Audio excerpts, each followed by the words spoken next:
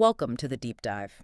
We had a listener share a really fascinating source, and it details this rare moment of public vulnerability from a truly elite sports leader. Hmm. We're talking about Kansas City Chiefs quarterback Patrick Mahomes right after a crucial 22-19 loss to the Denver Broncos. Right. And this isn't just a sports story, not really. It's a profound study in leadership under pressure. Yeah, and the mission here is to move, completely beyond just the sports headlines. Exactly. We're analyzing the mechanics of consistency, of leadership, and, well, public accountability. And when an elite Operation 1 that's expected to win every single time hits a critical crossroads, Yeah. we're really dissecting the psychology of the leader when that foundational expectation of just flawless execution completely crumbles. And the context here, it's everything. We're talking about a 3-time Super Bowl champion, someone who has guided his team to 7 straight division titles. So for a leader this dominant, a moment of deep self-critique like this is, well, it's extremely rare. It is. And they currently sit at a precarious 5-5. So the question isn't just what happens when consistency disappears. No. It's how the leader communicates that failure to the team, the organization, and, the public. And the stakes couldn't be higher. This loss has, it has fundamentally altered the Chiefs' path forward. Absolutely. The Broncos are suddenly leading that whole division conversation at 9-2, and you've got the Chargers at 7-4. Right. So Mahomes and his team are now facing this strategic crossroads, not just for the division race, but frankly, for just securing a decent playoff spot. Yeah. The margin for error is just gone. Okay, so let's unpack this, starting with his post-game assessment. What stands out immediately isn't just that he admitted they lost. It's the complete lack of external finger-pointing. He said, and I'm quoting here, "I think we're really talented and we've got a lot of great players, but it's about being more consistent. I think it starts with me." That phrase, I think so- it starts with me. That's the nucleus of this entire conversation, isn't it? But let's apply some critical thinking here, A leader of his stature, he's kind of expected to shield his team, to take the public bullet. Sure. So we have to ask, is this just savvy PR management, or is it a genuine, insightful self-diagnosis? And the sources really suggest it's the latter, because he doesn't just say we played badly. He diagnoses a very specific operational flaw, inconsistency. Exactly. He's not blaming a lack of raw skill. He's describing a profound performance rhythm issue. Right. He talks about moments when they are, quote, firing and we're moving the ball down the field at ease where everything just clicks. Yeah, that flow state. But then right after that, they go in spurts. And this is the key part, where he notes that he personally misses a throw or a protection call is flawed. This just validates the idea that talent is merely the entry ticket. Yeah. Rhythm, repetition, flawless execution. That's what's paramount for sustaining an elite winning operation.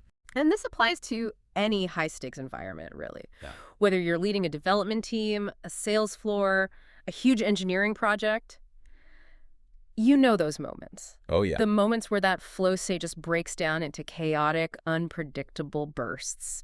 So this raises an important question for you, the learner. When you are leading any project and your team hits those spurts of inconsistency, how do you handle that moment when you realize the flaw is actually in your personal execution? And by identifying that inconsistency is starting with himself, he redirects the entire focus of the organization. He stops the external noise, blaming receivers, blaming coaches. Right, short circuits all of that. He forces an internal audit of individual performance, and it starts at the very top. It's a powerful move, but it's also a huge burden to take on. And to really grasp the cost of this inconsistency, we have to dive into the micro failures from that Broncos loss. Yeah. His statistics, they look respectable on paper. He finished 29 of 45 for 276 yards, a touchdown, and interception. But those numbers obscure the critical timing of the missed opportunities. Yes, the timing is the whole story. He specifically isolates one play early in the game that he calls a microcosm of what's transpired much of the campaign. And that was the deep pass, right? That was the deep pass he badly missed to Xavier Worthy on their very first possession. Wow. And look, it wasn't just a missed throw, it was a missed opportunity to set the tone, to establish dominance right from the jump. And this is where the specific details from the source material make this so fascinating. He actually details his decision-making process. It shows it wasn't a failure of vision. No. It was a failure of touch, of execution. Absolutely. The play was primarily designed for a safety valve, a pass to Travis Kelce. But Mahomes explained he had an alert for Xavier Worthy down the field. Okay, so for those of you who might not follow the tactical specifics, what exactly is an alert in this kind of context? So an alert it's crucial in high-level decision-making. It's a calculated secondary option that the quarterback identifies before the ball is even snapped. I see. It basically means if the defense gives us this one specific look, we abandon the primary, safe play, and we take the immediate, high-reward, aggressive option. It's all a risk assessment based on the defensive lineman. So he saw the opportunity, he saw the big calculated payoff, a potential touchdown, but his execution of the physical throw itself failed. Exactly. He successfully processed the high-level cognitive decision, but the consistency of the delivery it broke down. Precisely.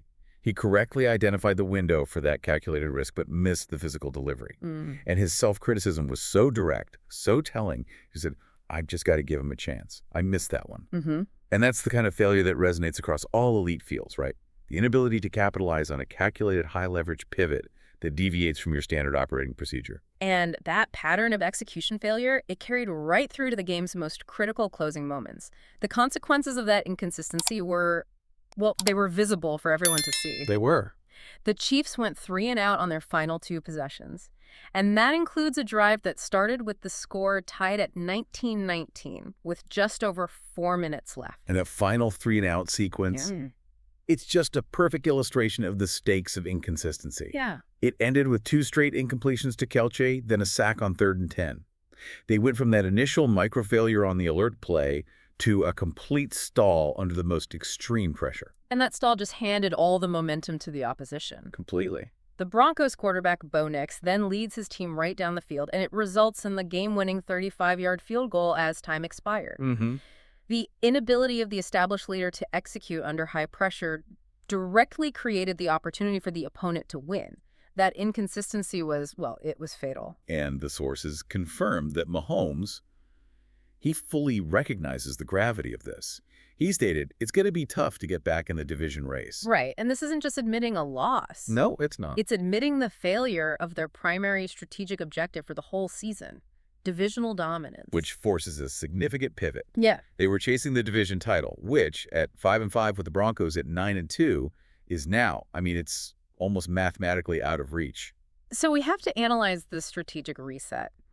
What are the dangers for any leader of holding on to an unattainable goal for too long? Well, the danger is really twofold.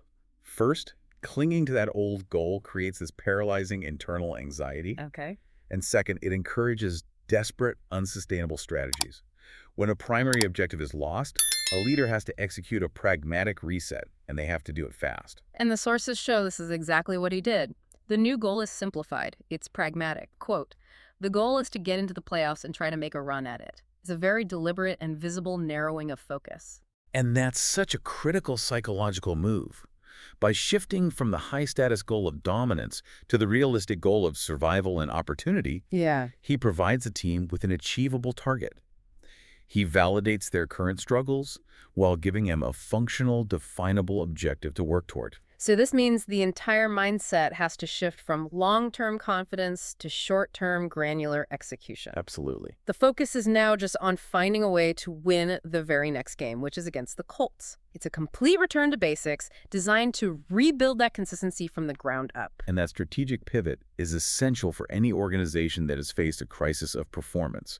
You can't fix inconsistency by aiming for perfection overnight. No. You have to simplify the task, secure the immediate objective, and then use those small wins to rebuild the rhythm that sustained their dominance in the first place. This whole deep dive, really captured in the aftermath of just a single loss, is a profound lesson in leadership accountability. The highest performers, they recognize that when a system fails, the root problem is rarely a lack of skill or talent. It's almost always a collapse in the consistency of execution that begins with the person steering the whole operation. And what this really highlights for you, the learner, is the psychological weight of that public admission. Mahomes openly accepted the blame and identified inconsistency as the core organizational flaw. Right. So what is the lasting functional effect on the rest of the team when the established leader, the one who holds all the leverage, says, it starts with me?